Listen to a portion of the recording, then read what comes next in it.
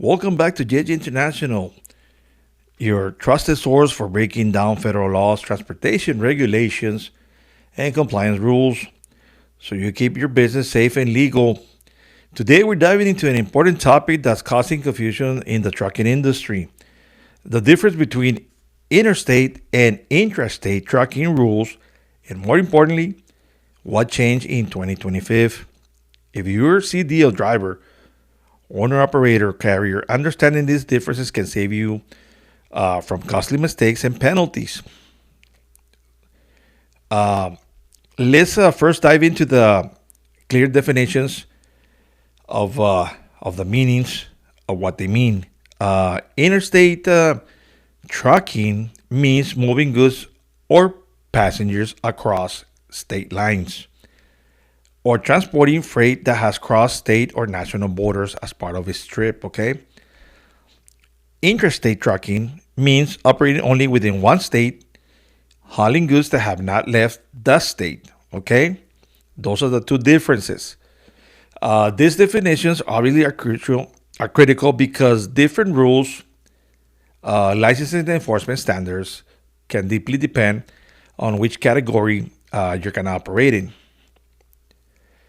Interstate trucking is regulated primarily by the Federal Motor Carrier Safety Administration under Title 49 Code of Federal Regulations applying federal safety, drug testing, and insurance minimums.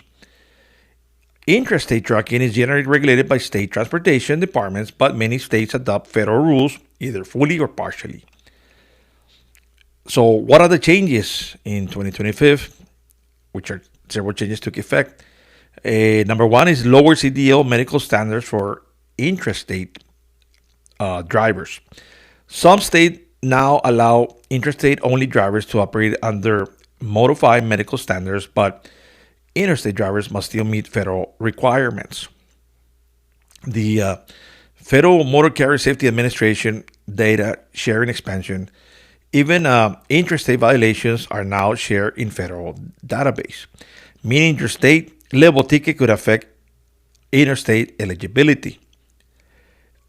Unified registration rules. Certain states now require USDOT numbers even for intrastate carriers to improve safety tracking. Drug and alcohol clearinghouse access. Some states now require intrastate drivers to be listed in the Federal Motor Carrier Safety Administration clearinghouse. Okay. Insurance minimum adjustments. Several states increase minimum insurance requirements to match federal levels. So those changes have been going on in 2025. So I don't know if some of you have taken the toll with these new changes. Have they applied it already, or what exclusions they're going to give for certain drivers or certain companies, for say? Obviously, this affects carriers who operate only within one state, but again may unknowingly handle loads considered interstate commerce. Interstate carriers who have state-specific interstate rules to follow. Owner operators switching between intrastate and interstate work.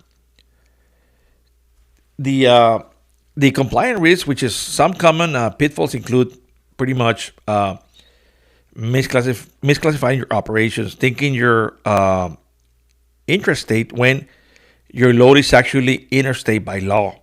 Okay, failing to maintain the right insurance for your operating authority, ignoring medical qualification rules for interstate drivers, not registering for a USDOT number when your state requires it. Okay. And obviously, in order for you to stay compliant, what is it that you can do? Obviously, review your routes and bill of ladings, determine if loads are part of the interstate commerce. Obviously, check your state DOT requirements for intrastate authority. Stay updated on Federal Motor Carrier Safety Administration state level rules changes, because they keep changing. Maintain a complete driver qualification files for both intrastate and interstate operators. and obviously train your staff on how to classify the freight correctly. You need to know whether you're going to be out of state or, you know, vice versa. So just be on the lookout for that, because a lot of drivers is known that even though they're intrastate, which is the transport within the state only, they sometimes they get caught in another state, and they're still not complying with those requirements. But now they're more strict. So be careful, because if you get caught, sooner or later you're gonna get a penalty, or you can get your license suspended. So be careful. Obviously, these changes blur the lines between intrastate and interstate trucking.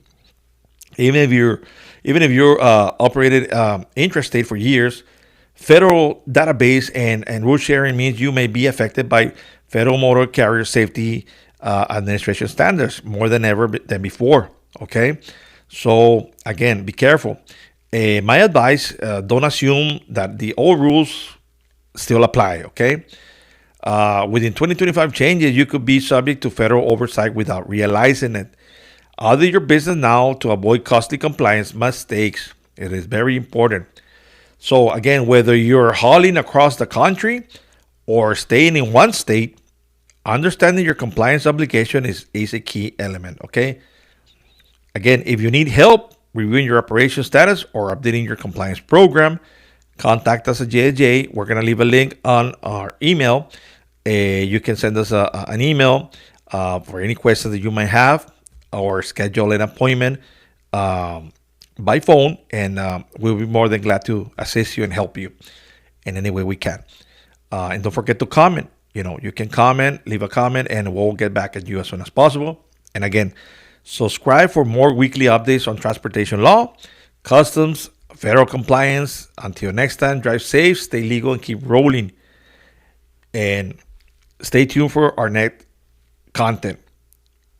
Thank you very much for watching, and see you in the next episode.